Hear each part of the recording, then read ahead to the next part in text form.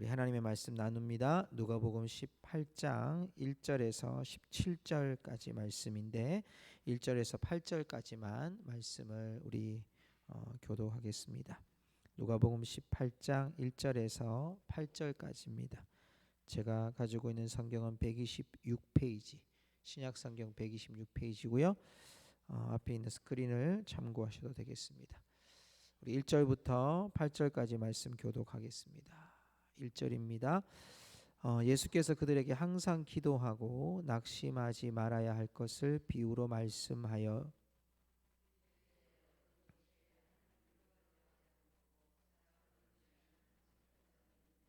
그 도시에 한 과부가 있어 자주 그에게 가서 내 원수에 대한 나의 원한을 풀어주소서 하되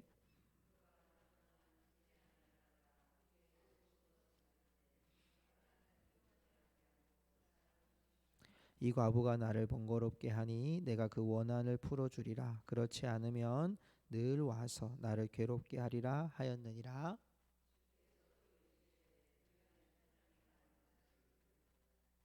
7절입니다. 하물며 하나님께서 그 밤낮 부르짖는 택하신 자들의 원한을 풀어주지 아니하시겠느냐? 그들에게 오래 참으시겠느냐?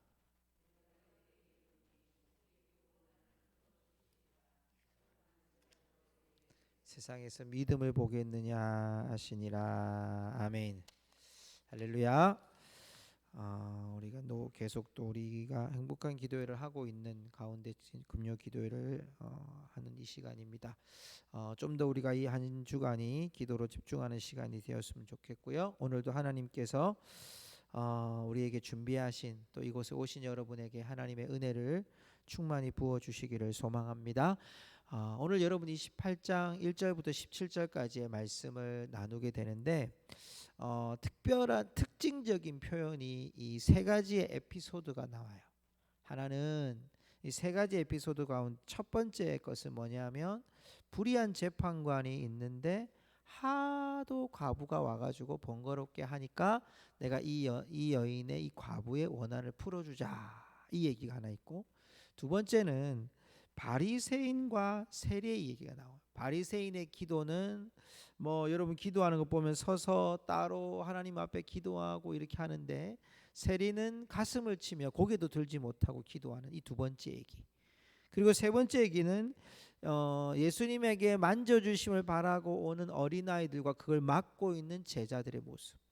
그러니까 오늘 17절까지의 얘기는 큰 세 가지의 이야기가 이어져요.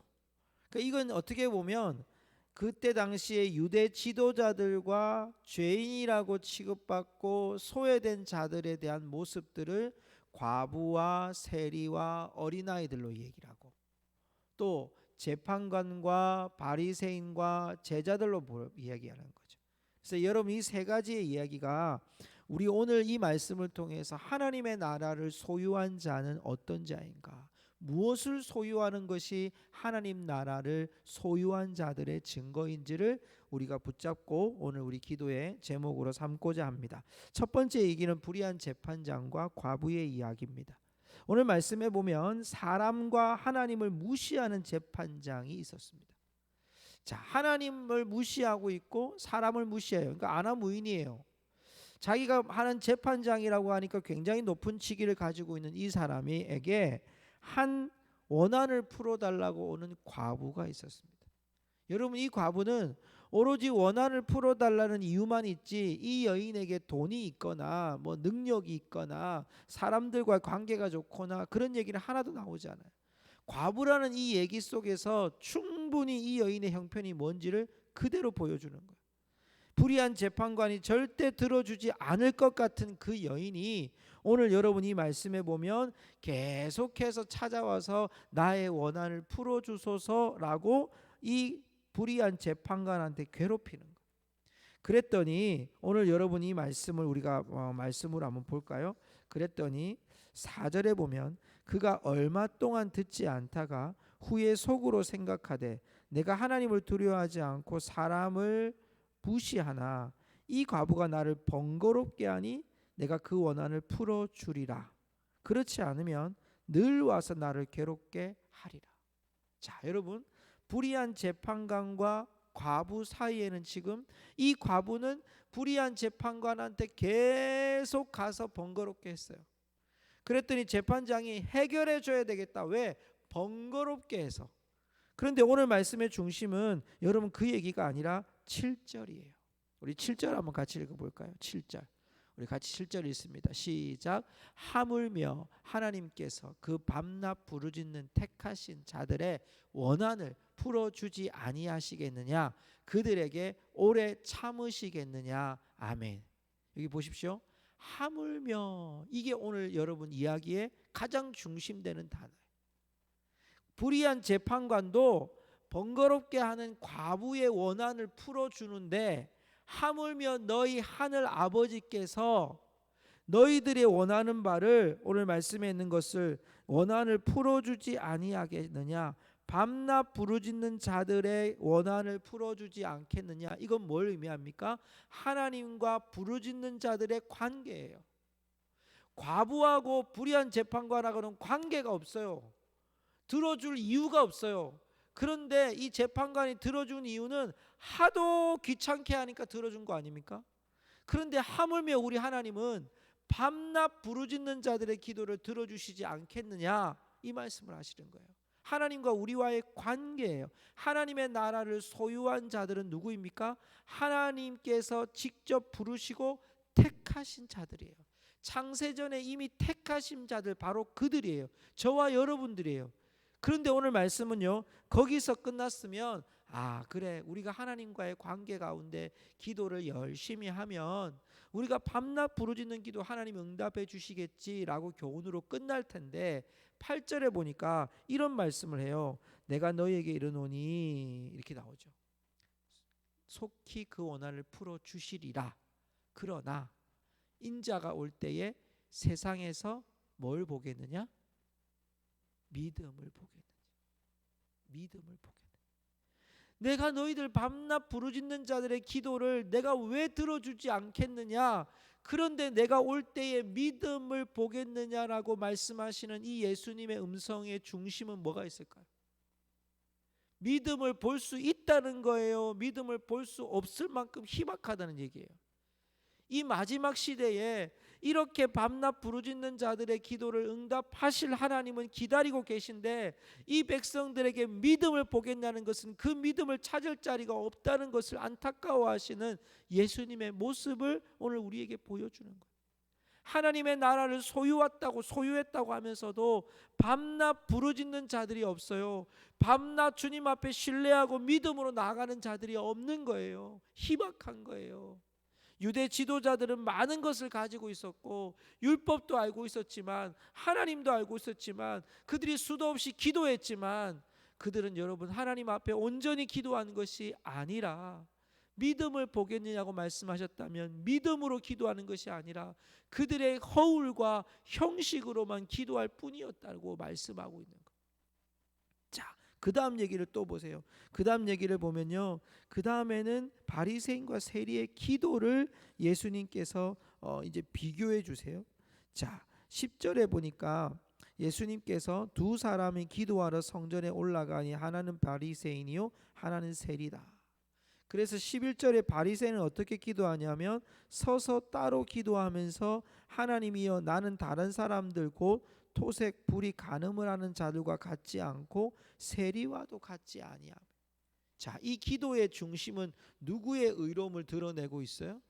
하나님, 나는 저 사람들하고 다른 사람이에요, 이런 기도를 지금 하고 있는 거예요. 그런데 세리는 어떻게 기도합니까? 12절에 보니까 12절에 또 이 바리새인의 기도가 나는 일에 2번씩 금식하고 소득의 11조를 드린다. 여러분, 기도도 하고 또 금식도 하고 11조도 드려요. 겉으로 보면 이들은 전혀 신앙에 문제가 없는 것처럼 보이죠. 그런데 13절에 보면 세리는 멀리 서서 감히 눈을 들어 하늘을 쳐다보지도 못하고 가슴을 치며 하나님이여 불쌍히 여기소서 나는 죄인으로소이다 라고 고백합니다. 자, 바리새인의 기도와 세리의 기도가 뭐가 다릅니까? 바리새인의 기도는 자신의 의로움으로 기도하고 있어요. 그런데 세리는 어떤 기도를 드립니까? 자신의 죄인임을 고백하는 기도를 드리고 있는 거죠. 하나님의 나라를 소유한 자들의 특징은 하나님 앞에 긍휼을 구하는 자들이 하나님 나라를 소유한 자들의 모습이라는 것. 우리의 기도가 오늘 시대에 믿음을 보겠느냐라는 주님의 음성 앞에 우리가 겸허히 기도해야 될 것은, 그렇습니다 주님, 나는 믿음이 없는 자입니다. 주님, 나를 불쌍히 여겨주십시오. 가슴을 치며 정말 우리가 기도하고 가슴을 쳐야 될 기도는 무엇입니까? 나는 죄인이로소이다. 나를 긍휼히 여겨 주옵소서. 감히 얼굴을 들지 못하고 하나님 아버지 앞에 나를 긍휼히 여겨달라고 기도하고 부탁하고 있는 여러분, 이 세리의 기도를 주님은 보고 있는 거예요. 하나님의 나라를 소유한 자들의 특징은 그 믿음이 무엇입니까? 하나님의 긍휼하심을 기대하는 믿음이에요. 또 하나 보십시오. 그 뒤에 보면 어린아이들과 여러분 제자들의 모습이 여러분 그 뒤 말씀 속에 이어지고 있는 것을 보게 됩니다. 15절 보면 사람들이 예수께서 만져주심을 바라고 자기의 어린 아기를 데리고 옵니다. 만져주심을 바라고, 예수님께서 만져주심을 바라고 자기 어린 아이를 데리고 와서 축복해 주시기를 기대하고 있는데 제자들이 보고 꾸짖습니다. 동일한 반응이죠. 불의한 재판관에게 과부는 거들떠 보지 않는 사람이에요. 바리새인들에게 세리도 거들떠 보지 않는 사람이에요. 저 사람들은 죄인이라고 손가락질하는 사람들이에요. 제자들에게도 여러분, 이 어린아이들은 누굽니까? 지금 예수님의 사역에 번거롭게 하는 사람들이라고 생각하는 거예요. 여러분, 수많은 군중들이 와요. 제자들 입장에서 보면 당연해요. 왜냐하면 예수님의 사역에 뭐 한두 명 줄 서고 번호표 받아서 오는 사람들이 아니라 예수님의 사역을 보고 지금 군중들이 몰려와 가지고 고침 받아야 될 사람, 고침 받으러 데리고 온 사람, 그리고 그거 낫겠다는 거 눈으로 보겠다는 사람들이 엄청나게 많잖아요. 그런 사람들 가운데 우리 아이 좀 축복해 주세요라고 데리고 오니까 당시의 어린아이들은 숫자에도 들어가지 않고 과부와 고아와 같이 그 소외된 계층 중에 하나예요. 숫자에도 들어가지 않아요. 그런데 하나님 앞에 축복받겠다고, 예수님께 축복받겠다고 나오는 그 아이들을 제자들이 막아버렸어요. 예수님께서 오늘 이 말씀 속에 뭐라고 말씀합니까? 16절에 보면 어떤 아이들이 내게 어린 아이들이 내게 오는 것을 용납하고 금하지 말라. 하나님의 나라가 이런 자의 것이니라. 어린아이가 내게로 오는 것을 막지 말라. 하나님의 나라를 소유한 자들은 바로 이런 자들이다. 이런 자들이 누구입니까? 17절에 보면 누구든지 하나님의 나라를 어린아이와 같이 받아들이지 않는 자는, 어린아이와 같이 받아들이지 않는 자는 결단코 거기 들어가지 못하리라. 어린아이와 같이라고 얘기했습니다. 무슨 얘기입니까? 오늘 어린아이와 같이가 무엇입니까? 하나님 앞에 만져주심을 바라고, 세리는 어떻습니까? 하나님 앞에 긍휼하심을 바라고, 오늘 과부는 어떻습니까? 번거롭게 하더라도 내 원한을 풀어줄 재판장에 대한 믿음과 신뢰를 가지고 나오는 그것을 보시고 하나님 나라를 소유하는 자라고 말씀하고 있는 거예요. 성도 여러분, 하나님의 나라를 소유한 자들은 어떤 자들입니까? 하나님의 나라를 소유한 자들은 믿음으로 하나님께서 이 원한을 풀어주실 것을 기대하고 믿음으로 나오는 자들이에요. 그리고 그 기도 가운데 하나님의 긍휼하심이 임하기를 기도하는 자들입니다. 또한 어린아이처럼 예수님을 정말 귀하게 만져주심을 바라고, 주님 앞에 나와서 주님을 그대로 맞이하는 거예요. 주님이 그렇게 낫게 해주실 것이고, 주님이 그렇게 원한을 풀어주실 것이고, 주님이 그렇게 우리를 치료해 주실 것이고, 주님이 만져주시면 회복해 주실 것을 믿고 바라는 마음으로 주님 앞에 나오는 자들이 바로 하나님 나라를 소유한 자들이라는 것입니다. 성도 여러분, 오늘날 우리가 오늘 이 저녁에 기도해야 될 귀한 기도의 소망은 무엇입니까? 하나님의 나라를 소유하는 것입니다. 이미 저와 여러분 하나님 나라를 소유한 자들입니다.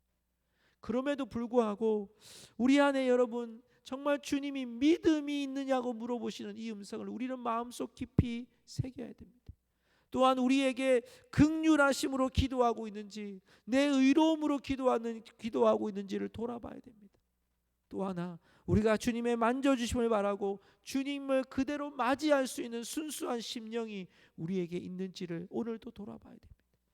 오늘 우리가 이 저녁에 함께 기도하면서 하나님, 내 안에 정말 믿음을 간구하고 긍휼을 구하고 주님의 만져주심을 구하는 오늘 저녁이 기도회가 될 수 있도록, 또 우리의 심령이 될 수 있도록, 이 시대가 될 수 있도록, 여러분, 이 시대에 우리가 기도해야 될 가장 중요한 제목은 이것입니다. 하나님의 긍휼함을 구하는 것. 그렇게 해주실, 이 땅을 회복해 나가실, 또 우리의 삶을, 가정을 회복해 나가실 하나님의 긍휼을 구하는 여러분, 저와 여러분이 되시기를 주님의 이름으로 축복합니다. 우리 함께 한번 하나님 앞에 찬양하며 나아가십시다.